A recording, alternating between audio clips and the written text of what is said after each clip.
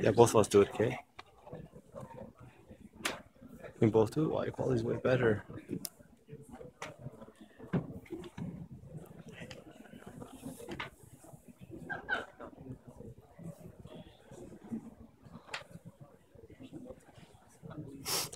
I'm sure use my laptop.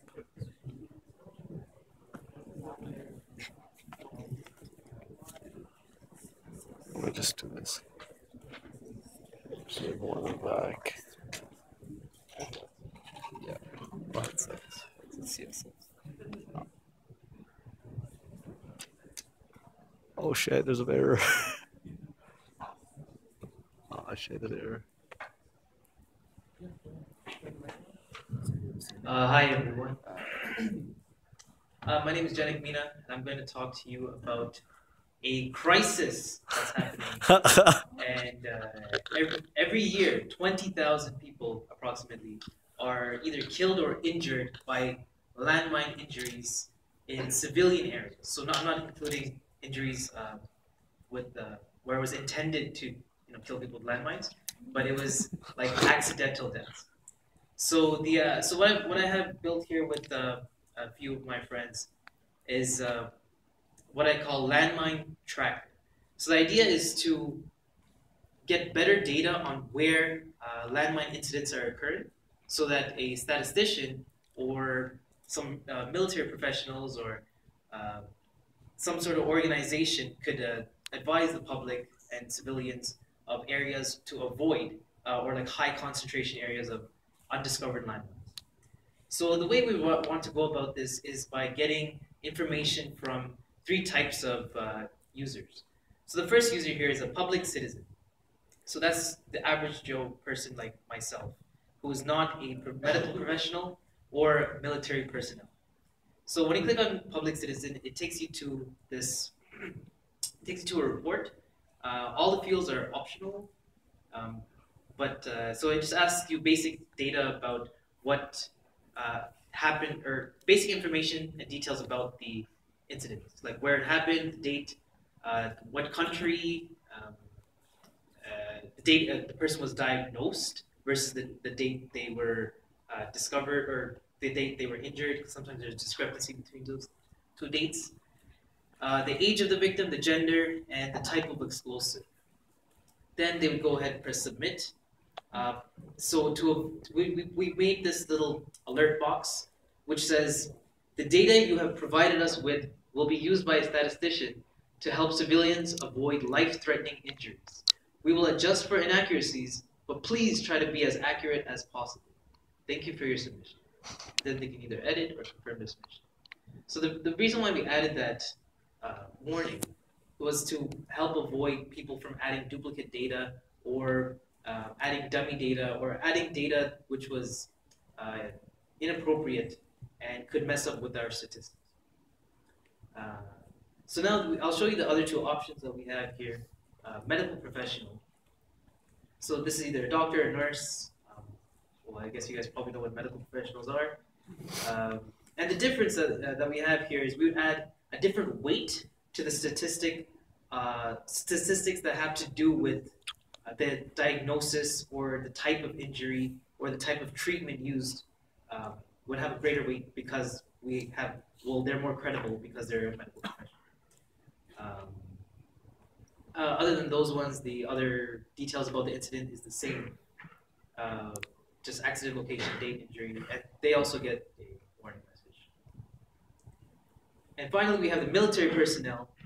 Same idea, but we figure that they may have exact latitudes and longitudes of either where the incident occurred or where the person was diagnosed. But any type of location data could help us, round down where high concentrations of landmines are. Also, we added in. Oh no, okay, just the GPS coordinates. So other than that, so what happens with all this data that we collect? We aggregate the data and then sort it out and put it onto a map. So we're able to filter from ages 0 to 122. I picked 122 because that's the person with the record for oldest age. So I'm assuming he was anyone. And then So the GPS coordinates will get mapped onto this map, and over time we would expect to see higher concentrations. Unfortunately, you could also filter by date of when it occurred. Finally, or not finally, so the other few things we have are links, which just give you some more details about the issue. Like, for example, countries with heavy contamination of landmines. And it resonates with me personally because the country that I'm from is actually on this list. And there's other details as well, more statistics, for example, about casualties by explosive type, and so on and so forth.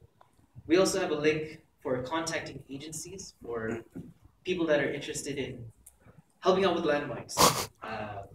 And finally, we have something called download data, which will give you a JSON file with all of the extracted data. Thank you very much.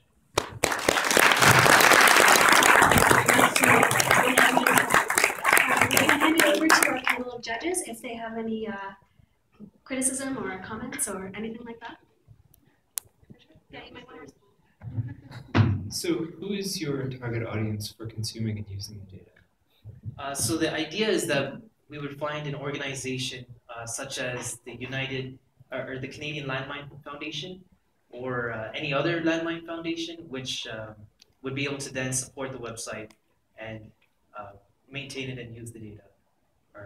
So statisticians from the Canadian Landmine organization may find that data useful. Is this data not tracked already? There is data that is tracked, but we found so many inaccuracies with the data. For example, if you searched up how many deaths occurred in landmines in the last year, you would get numbers that fluctuate by the thousands, or like by the tens of thousands, actually. So this is an effort in making more accurate data and increasing data integrity. Doesn't Twitter do a lot of this? Yes, there are Twitter accounts that have like dedicated landmine tracking Twitter accounts. And yeah, there is also Twitter. So Twitter is, so this looks like there's a lot of friction. So I have to go through a form, I have to fill out, 6-7 pieces of information to submit. Whereas, I could just send an SMS to my mobile phone. Is that prohibited?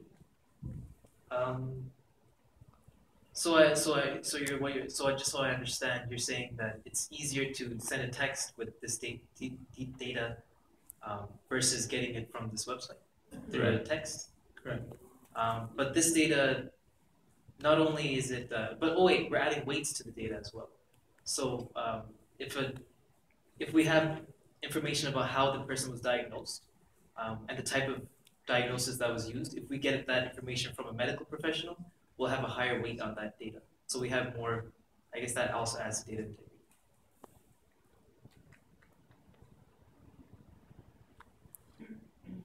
So then how does this ensure that your data is more accurate than the data that already exists?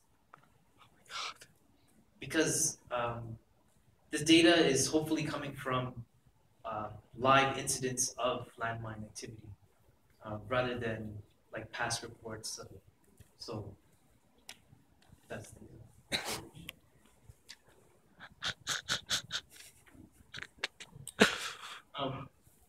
You see yourself as a platform for reporting real-time incident occurrences. What about aggregating existing data from the United Nations Human Rights Watch, Amnesty International? Are you a standalone platform, or are you also a way to distribute existing points of information? Right. So when we were developing this app, we also thought maybe it would be useful to have to scrape Twitter for, just like you mentioned, how Twitter does have those accounts that have details. So if we can go through and scrape Twitter for all the landmine incidents, then we could create a map of past incidents as well. But we decided to just stick with making a platform to allow for new data rather than parsing and dealing with old data. Thank you very much, judges, for your questions. Those are all, that's all the time we have for now. Thank you very much, Landmine Tracker.